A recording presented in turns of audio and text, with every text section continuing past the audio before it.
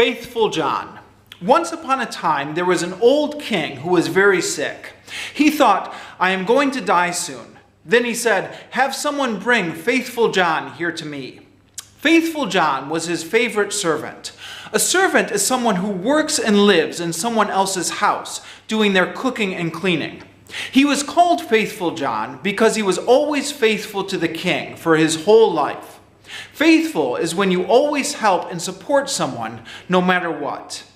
When Faithful John came to the king's bed, the king said to him, Faithful John, I feel sick, and I think that I will die soon.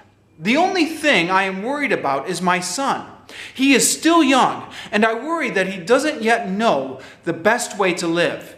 Please promise that you will teach him everything he should know and be like a father to him after I am dead. If you promise me this, then I can die in peace. Faithful John answered, I will always be faithful to your son and never leave him. I promise to always protect him, even if it costs me my life. At this, the old king said, then I will die in comfort and peace, adding, after my death, show him the whole castle. Show him all the rooms, halls, and storage places, and also show him all the treasures which are in the castle. But do not show him the last room at the end of the long hall, which has the picture of the princess of the golden roof inside it. If he sees that picture, he will fall so in love with the princess that he will do anything for her, even if it means putting his own life in danger. You must protect him from that. I will, said Faithful John. I promise I will do everything you have asked. And so, after Faithful John had once more given his promise to the old king, the king laid his head down on his pillow and died. After the old king had been buried in the ground, Faithful John went and spoke to the new king and said, I will be faithful to you just like I was faithful to your father, even if it costs me my life. Then Faithful John showed the new young king all around the castle, just like he had promised he would. He took him everywhere, up and down, and let him see all the treasures and wonderful rooms. But there was one room that he did not open, the one that had the dangerous picture of the princess of the golden roof. Now, this picture was hung on the wall directly opposite the door, so that if someone opened the door to this room, they would be looking directly at the picture. The picture was only a painting, but it was painted so well that it seemed alive. The princess in the painting looked like she was actually living and breathing, and she looked like the most beautiful thing in the whole world. The young king noticed that Faithful John always walked past this one door without opening it, and he said, why do you never open this one for me? Faithful John answered, because there is something in there that is terrible. The king answered, I have seen the whole castle except for this room, and now I want to know what is in this room also. The king tried to open the door, but it was locked. Then the king kicked the door and tried to break the door open by force. Faithful John grabbed the king and held him back, saying, I promised your father before his death that you would never see inside this room.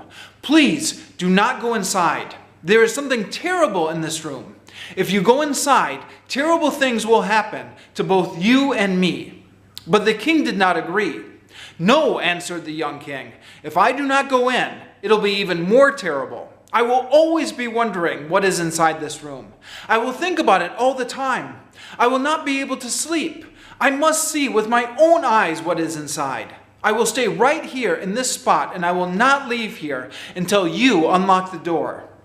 At this point, Faithful John realized that there was no other way. He was very sad, but he took the key out of his pocket and opened up the door. After opening the door, Faithful John went in first, thinking that he could block the king's view of the picture. But it didn't do any good. The king stood on his tiptoes and saw the picture over Faithful John's shoulder. After seeing the girl's picture, the king fell to the ground unconscious. Unconscious means to be in a condition like sleeping. Faithful John picked the young king up and carried him to his bed. He stayed with the king until the king woke up again. Once the king woke up, his first words were, "Oh, "Who is the beautiful girl in the picture?" "That is the princess of the golden roof," answered Faithful John. The king said, "My love for her is so great that I will do anything to win her heart. You are my most faithful friend, Faithful John. You must help me." Faithful John thought for a long time, because the truth was that it was very difficult even to get to see the princess of the golden roof. But Faithful John had an idea. Faithful John said to the king, "The princess of the golden roof loves gold more than anything. Everything around her is gold. Her tables, chairs, dishes, cups, bowls, and everything in her house is made of gold. Now, in your treasures that you got from your father, you have 5 tons of gold. A ton is about 1,000 kilograms. Take all your gold and have it melted down, and then have the goldsmiths make wonderful objects out of it. Have the goldsmiths make your gold into the shape of birds and wild animals and fantastic beasts. The princess will love these things very much, and we can use them to try to get her attention." So the king brought together all the goldsmiths in the kingdom. A goldsmith is someone who can make things from gold. The king gave the goldsmiths all of his gold and had them work day and night until at last they had made the gold into the most wonderful and beautiful things. Then the king put everything onto a ship. A ship is a big boat. Faithful John went on the ship and disguised himself as a merchant. A merchant is someone whose job is to buy and sell things. The young king also disguised himself as a merchant so that no one would recognize him. Then the king and Faithful John got into the ship, and they sailed across the sea for many days until they came to the city where the princess of the golden roof lived. Faithful John asked the king to stay behind on the ship and wait for him. "I will try to bring the princess back with me," said Faithful John. "You stay on the ship and make sure that everything is ready. Be sure to decorate the whole ship with gold." Then Faithful John put some of the beautiful golden objects in a bag and took one of the smaller boats and went on to the shore and walked straight to the royal castle. When he entered the courtyard of the castle, he saw a beautiful girl getting water out of the well with a golden bucket. She was just turning around to carry away the water when she saw Faithful John and asked who he was. Faithful John answered, "I am a merchant," and he opened up his bag to show her all the beautiful golden objects he had brought. "Oh, what beautiful golden things!" cried the girl, putting her bucket down and looking at the golden objects one after the other. Then the girl said, "The princess must see these things. She really loves golden things, and she will buy all you have." The girl took Faithful John by the hand and led him up the stairs to the princess's room, for the girl was the princess's servant. When the princess saw the golden objects, she was very happy and said, "They are so beautifully made that I will buy them all from you." But Faithful John said, "I am only the servant of a rich merchant. The things that I have here are only a few of the things that my master has. In fact, all of our best and most beautiful things are back on our ship. They are the most beautiful and valuable things that have ever been made from gold." The princess was very excited, and she wanted everything brought to her. But Faithful John said, "There are so many things that it would take many days to bring them all here from our ship. And even if we had enough days, there are so many things that we would need many rooms to put them in. Your house is not big enough." This made the princess even more curious, and she wanted to see the things even more. So at last she said, "Take me to your ship. I will go there myself and see all these beautiful golden things." So Faithful John happily brought her to the ship. And when she got to the ship, the king was able to see her for the first time. And when the king saw her, he thought that she was even more beautiful than the picture. And his heart grew so big that he thought it would break. The king brought the princess inside the ship to see all of the beautiful golden things inside the ship's rooms.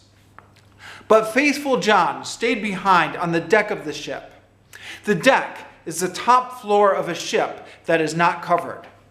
And once the princess had gone inside the ship, faithful John ordered the ship to sail to the sea, saying to the crew, "Set all the sails and go as fast as you can." Meanwhile, the king and the princess were inside the ship, and the king was showing the princess all the wonderful golden things that the goldsmiths had made. There were many golden animals and golden beasts, and the princess wanted to look at each one. They spent many hours inside of the ship looking at the golden things, and the princess was so interested that she didn't notice that the ship was sailing away. After the princess had seen everything, she thanked the merchant and wanted to go home. But when she came to the outside of the ship, she saw that it was on the high seas, far from land, and speeding onward at full sail. "Oh," she cried in alarm, "I've been tricked! I've been kidnapped by this merchant." Taking her by the hand, the king said, "I am not really a merchant. I am a king. I know I have tricked you into coming with me, but it is only because of my great love for you. The first time I saw your picture, I was so in love that I fell to the ground unconscious. I want you to marry me and to be my queen." When the princess of the golden roof heard this, she was comforted, and moreover, she also fell in love with the king, and she agreed to marry him. Meanwhile, faithful John went to sit at the front of the ship and began making music.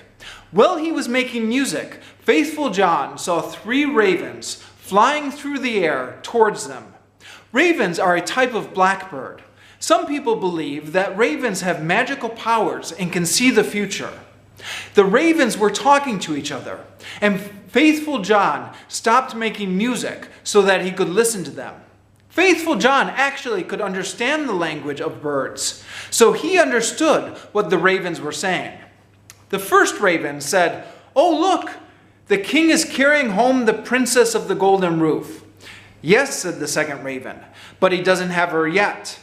The third one said, "Yes, he does. She is sitting beside him in the ship." Then the first raven said, "What good will that do him? I can see the future, and when they reach land, a beautiful horse will come down to meet the king, and the king will want to ride it.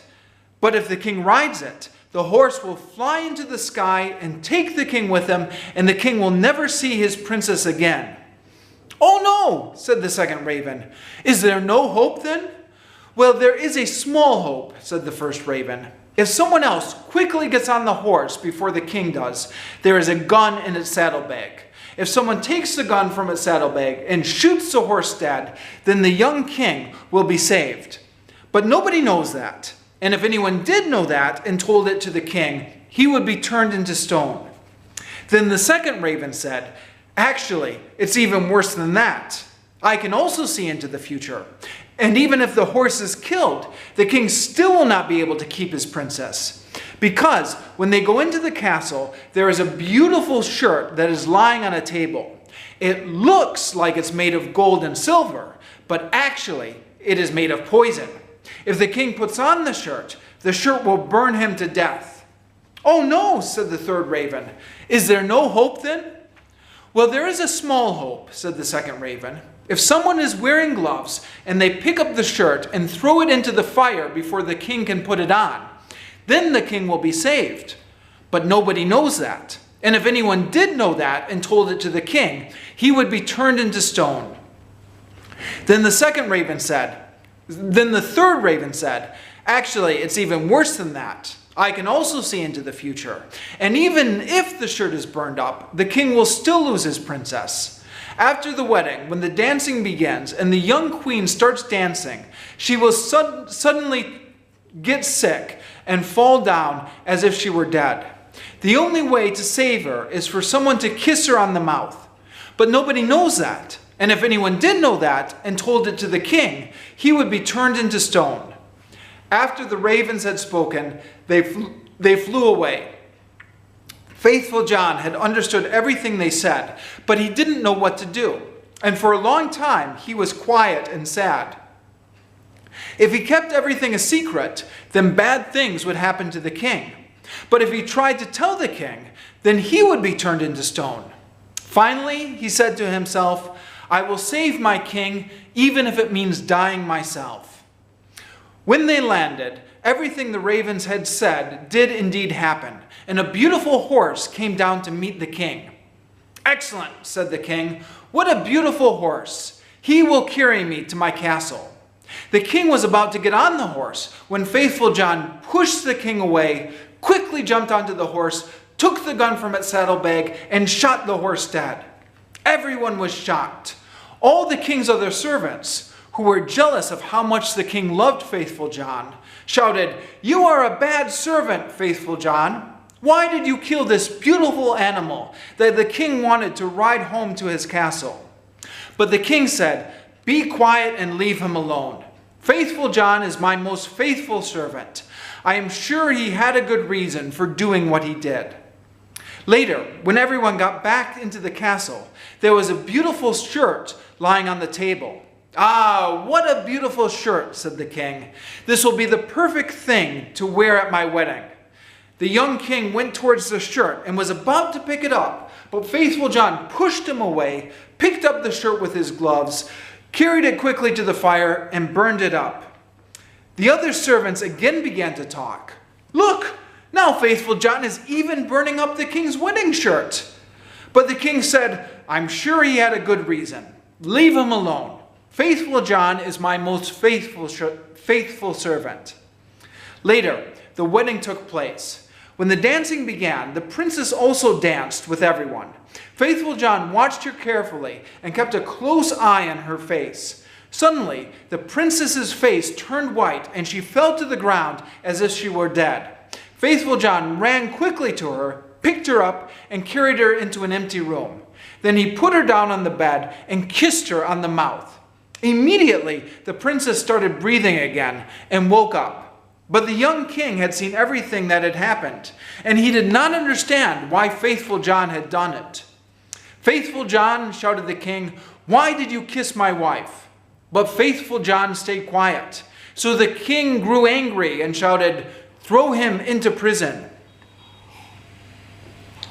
The next morning, the king decided that Faithful John would die. As Faithful John was taken to the place where he would be killed, he said, "Everyone who is sentenced to die is allowed to say some last words.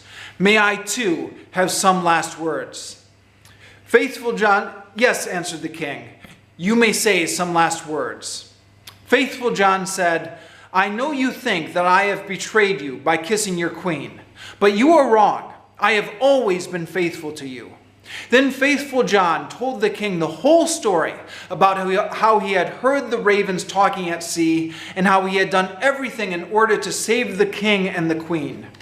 When the king heard this and when he had understood everything, the king said, "Oh, Faithful John, forgive me, forgive me."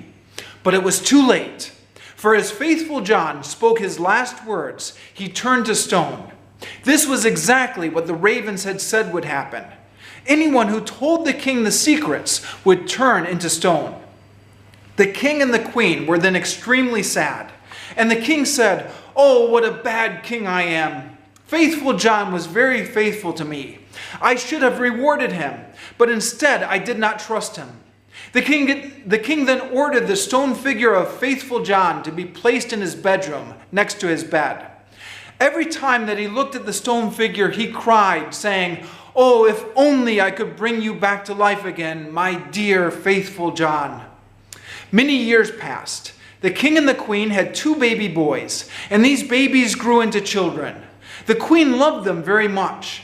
Then one day, when the queen was at church and the 2 children were sitting beside their father and playing, he again looked sadly at the stone figure and said, "Oh, if only I could bring you back to life again, my dear Faithful John." Then the stone figure began to speak and said, "You can bring me back to life again, if you will in return give up what is most important to you." The king said, "For you, Faithful John, I will give up everything I have in the world." The stone figure continued, "If you will cut off the heads of your 2 children with your own hand, then put their blood on me, I will return to life." The king was horrified when he heard that he would have to kill his own dearest children.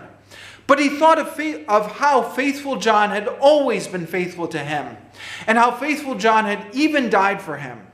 And so the king took out his sword, and with his own hands he cut off his children's heads. And then he took the blood from his children's heads and put the blood all over the stone figure. And then faithful John came back to life and once again stood before the king healthy and well. Then faithful John said to the king, "Now you have been faithful to me. I will reward you for your faithfulness." Then faithful John took the children's heads and put them back on their bodies. And at the place where the necks had been cut, faithful John rubbed their necks with his hands. And the children immediately became whole again and went on playing as if nothing had happened. The king was very happy. When he saw the queen coming, he hid faithful John and the two children in the closet. When the queen came in the room, he said to her, "Have you been praying in the church?" "Yes," she said, "but I always think about faithful John and the sad thing that happened to him because of us."